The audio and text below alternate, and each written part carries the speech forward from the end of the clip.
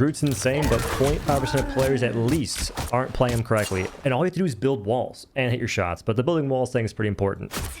As you can see here, we have walls going horizontally that are doing damage to Luna, but only the one that she's underneath. That's how your walls work in the first place. If you're near them, they're awakened, and if you hit enemies in front of them, you get benefits. So with your regular walls, the small ones, hitting an enemy, they take damage. The damage is kind of substantial, especially if you have more than one wall equipped. So we'll do 3 right here. Like, goodbye, Luna. That's what these walls do. Your other wall, this big one, doesn't do any damage. Instead, it helps you survive. Your teammates do damage, and you're awakening it. They'll give you shield. If you do damage, you'll also get shields.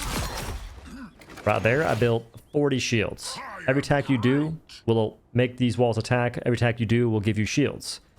Your right click or your spore bloom thing, your melee attacks, and your ultimate. To show you what that does, here's Luna Snow chilling, living her best life. Ultimate. She's not gonna die. Now you could attack her and she would die, sure, but you could also just build a wall and then ult. She dies. That's just one singular wall, and in this process the enemies won't be breaking it because they'll be looking at you, trying to kill you or whoever else is shooting them. The wall does free damage, and this is before you factor in you also pressing buttons. That button, those buttons, just press buttons. You'll do more damage. Do keep in mind there's a sort of, I think you can do an animation cancel of some kind. I'm not sure if it's optimal, but I think it makes sense.